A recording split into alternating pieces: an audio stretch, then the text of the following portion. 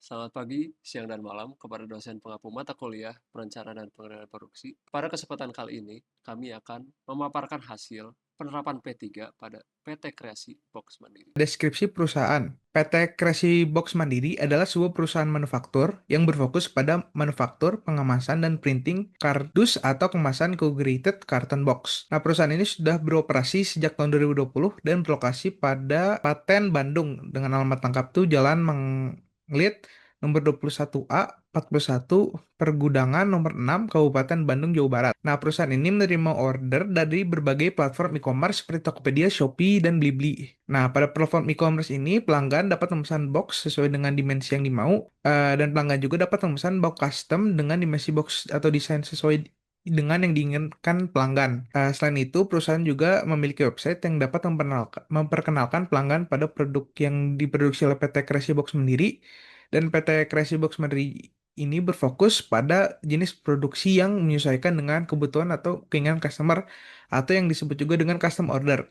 Oleh karena itu, PT Creasi Box Mandiri ini memerlukan exposure untuk menarik perhatian customer. Oleh karena itu, PT Creasi Box Mandiri juga menggunakan sosial media seperti Instagram, TikTok, dan YouTube Short untuk mempromosikan produk mereka kepada calon pelanggan. Selanjutnya adalah tenaga kerja dan jam operasional pabrik.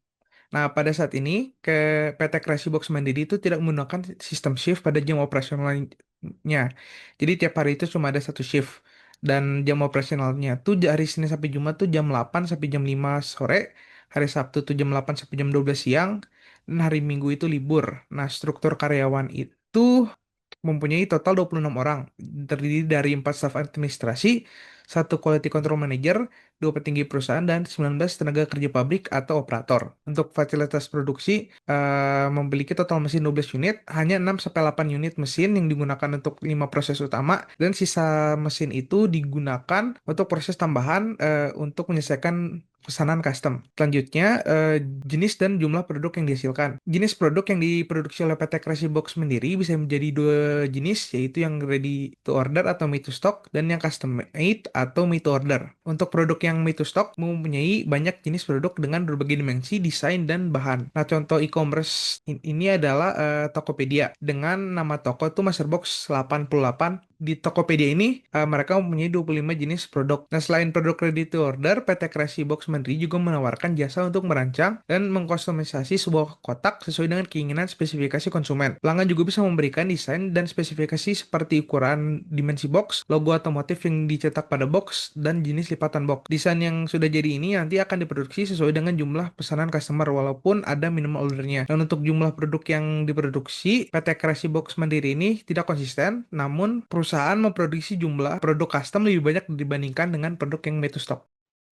Hal berikutnya adalah produk dan proses positioning yang digunakan oleh perusahaan. Untuk produk positioning, perusahaan menerapkan make to order, di mana perusahaan akan kolaborasi dengan klien untuk menentukan detail pesanan sebelum ditetapkan menjadi order yang akan dikeluarkan ke lantai produksi. Kemudian untuk proses positioningnya, perusahaan menggunakan proses layout, di mana perusahaan mengelompokkan mesin yang serupa fungsinya berdekatan, mempertimbangkan volume produksi yang relatif rendah serta variasi produk yang cukup tinggi karena sifat produksi pabrik yang custom order. Hal berikutnya adalah prosedur pemesanan bahan mentah. Perusahaan memesan bahan baku utama dan pembantu saat ketentuan pesanan sudah disetujui. Hal ini didapatkan dari kolaborasi perusahaan dengan klien berkaitan dengan detail pesanan yang diinginkan oleh klien, baik itu logo yang diinginkan oleh klien, tebalan kardus, ukuran kardus, dan detail lainnya. Perusahaan juga akan memeriksa apabila mereka memiliki cukup bahan pembantu atau tidak, di mana jika tidak, perusahaan akan memesan dan pemesanan ini dilakukan terpisah dari bahan baku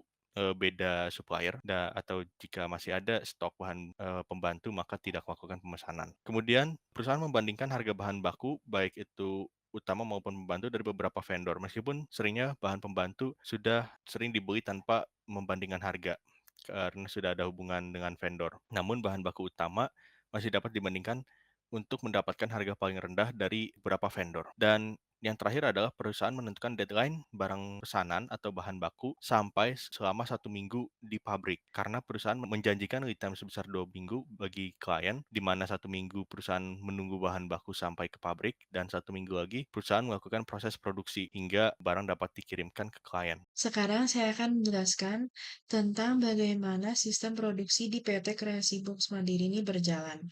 Yang pertama ada make to order, di mana produksi hanya akan dilakukan berdasarkan pesanan yang diterima dari pelanggan. Yang kedua adalah tanpanya ada safety stock, di mana tidak ada penyimpanan stok bahan baku maupun produk jadi. Mengapa demikian? Karena kondisi gudang yang lembab beresiko merusak bahan dan produk jadi, sehingga mereka menghindari kerugian akibat kerusakan barang saat disimpan. Yang ketiga adalah tanpa adanya proses forecasting, di mana mereka tidak melakukan prediksi permintaan, sehingga menghindari resiko produksi berlebih dan pemborosan atau waste. Yang terakhir adalah fokus pada permintaan nyata, di mana jumlah dan jenis produksi ditentukan sepenuhnya oleh pesanan pelanggan. Selanjutnya adalah proses pemesanan bahan mentah di PT Kreasi Box Mandiri. Yang pertama adalah tidak adanya stok bahan mentah, di mana mereka menghindari penyimpanan bahan mentah tanpa adanya permintaan aktual. Yang kedua adalah proses pemesanan ke supplier. Mereka melakukan pemesanan setelah pesanan dari pelanggan diterima, di mana lead time pengiriman bahan mentah yaitu 1 minggu. Lalu dilanjutkan dengan waktu penyelesaian pesanan ke konsumen, di mana total estimasi waktu yaitu 2 minggu, yang terbagi ke dalam 2 kategori, 1 minggu untuk pengiriman bahan baku, dan 1 minggu untuk proses produksi. Tujuan sistem ini diberlakukan adalah untuk memastikan pesanan terpenuhi tepat waktu dan menghindari penyimpanan produk jadi terlalu lama. Selanjutnya, saya akan menjelaskan tentang penentuan jumlah produksi di PT Kreasi Box Mandiri, di mana mereka memiliki minimal jumlah pesanan, yaitu sebanyak 200 buah, dan percobaan produksi awal atau trial, di mana operator akan melakukan 1-2 kali percobaan produksi sebelum produksi massal dimulai. Tujuan kebijakan trial ini adalah untuk menjaga konsistensi kualitas produk, meningkatkan efisiensi proses produksi, dan untuk menghindari pemborosan pada skala kecil. Selanjutnya, untuk alur produksi PT Kreasi Box Mandiri, produksi itu dimulai 1 minggu setelah pesanan terima, yaitu menunggu bahan baku dari pemasok. Bahan baku harus diterima lengkap sebelum produksi dimulai. Proses produksi dirancang selesai dalam total waktu ideal 2 minggu dari pesanan hingga produk jadi. Untuk penanganan keterlambatan bahan baku, keterlambatan pengiriman bahan baku bisa terjadi karena faktor logistik atau operasional. Produksi tetap segera dimulai setelah bahan lengkap diterima, lalu perusahaan akan menginformasikan kepada klien terkait kendala, mempercepat proses produksi untuk mengejar ketertinggalan, dan juga menjaga komitmen terhadap jadwal pengiriman sebisa mungkin. Selanjutnya, untuk pengelolaan tenaga kerja di perusahaan, tidak ada sistem pembagian tenaga kerja dan mesin yang kaku. Seluruh karyawan tetap terlibat langsung dalam produksi, tidak menggunakan tenaga kontrak atau lepas. Jika pesanan melebihi kapasitas, penambahan karyawan tetap diusulkan untuk menjaga efisiensi dan ketepatan waktu. Lalu, untuk alokasi mesin dan penyesuaian produksi di PT Kreasi Box Mandiri, setiap mesin dioperasikan oleh 2 orang, 1 operator utama dan 1 asisten. Kecuali sablon manual, cukup 1 operator. Untuk produksi kurang dari 5.000 unit, tetap menggunakan 5 mesin utama, yaitu sliter, slotter, stitching, pengikat, dan sablon.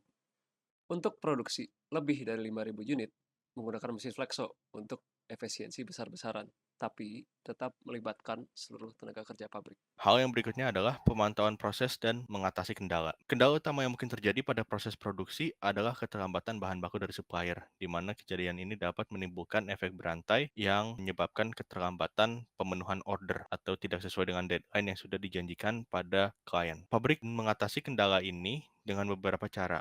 Cara ini tidak eksklusif satu sama lain dan mungkin dilakukan bersamaan untuk mengatasi kendala yang terjadi. Cara yang pertama adalah mengkomunikasikan delay pada klien dan menegosiasikan deadline baru untuk mengantarkan produk. Kemudian mengganti vendor sehingga membatalkan pesanan pada vendor yang terlambat ini dan mencari vendor yang mampu memenuhi kebutuhan bahan baku yang segera. Tentunya ini menghasilkan biaya yang lebih, namun mempertimbangkan keinginan klien dan deadline yang sudah disetujui, maka perusahaan tidak ada pilihan lain. Serta melakukan produksi overtime, di mana untuk mengejar deadline yang sudah ditentukan tersebut, apabila perusahaan juga sudah mengganti vendor, maka perusahaan memiliki waktu yang lebih sedikit untuk melakukan proses produksi di dalam lead time 2 minggu yang dijanjikan perusahaan tersebut.